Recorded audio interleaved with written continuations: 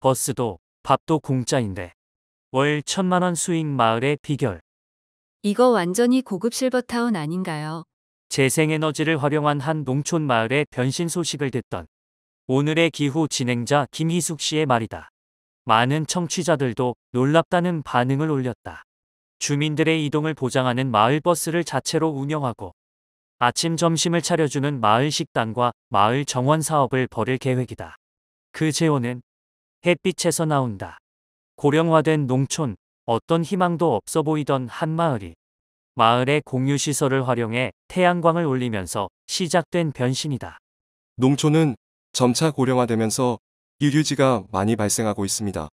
유휴지를 재생에너지 공간으로 활용한 대표적인 사례가 여주 구양리 햇빛들의 발전소죠.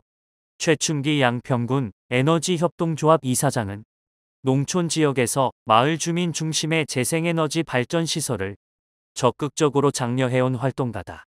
그가 지난 6월 24일 오늘의 기후를 통해 전한 여주 구양리의 햇빛 발전 현황은 이랬다.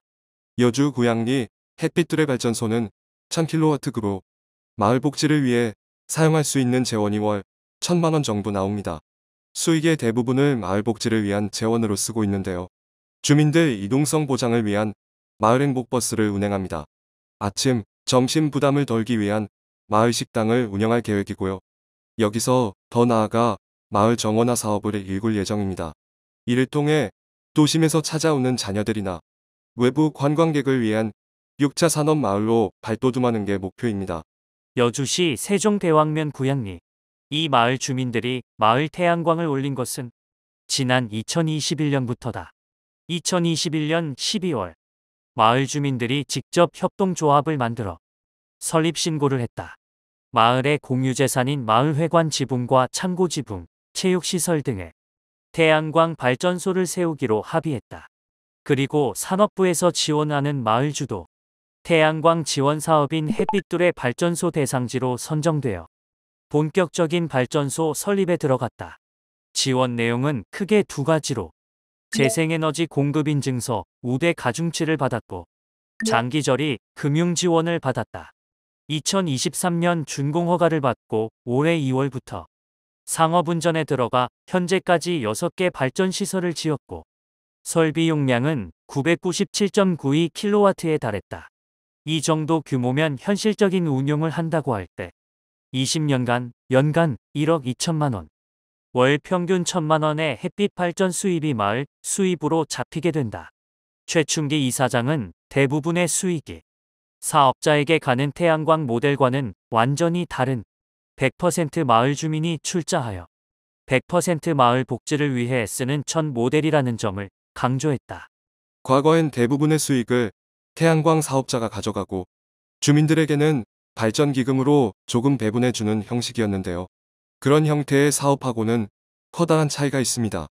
구양리는 정부 정책과 여주시와 마을 전문가인 기업이 잘 협력해서 전국적인 모범 사례를 만들었습니다. 처음에는 태양광 시설에 대한 호불호가 갈렸다고 한다.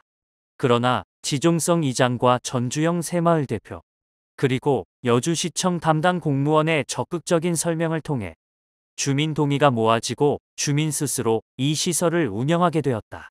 최근에는 태양광 시설을 더 설치할 수 없느냐는 의견이 나온다고 한다. 모두가 발로 뛰어 만들어낸 지역의 에너지 전환. 그렇다면 우리 마을도 할 수 있을까? 이 질문에 대해 최춘기 이사장은 오히려 우리에게 퀴즈를 냈다. 여러분께서 만약 양평 전원주택에 거주하고 있어요. 한 달 전기요금이 약 10만 원 정도 나옵니다. 주택용 태양광 3kW를 설치하면 월 5만에서 6만 원의 전기요금이 절감됩니다.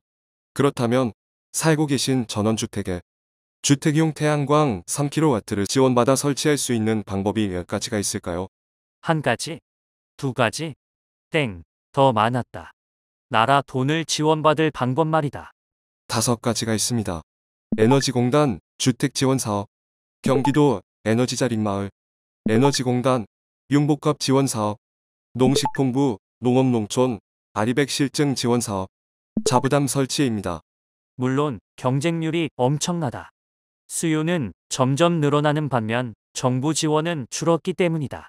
하지만 최충기 이사장은 지원 규모는 시간 문제이며 마을 단위로 에너지 전환을 모색할 경우 더 많은 지원을 받을 기회가 열리고 있다고 강조했다. 에너지 전환을 통하여 마을 소득을 창출하고 복지 마을을 만들기 위한 다양한 방법이 있습니다.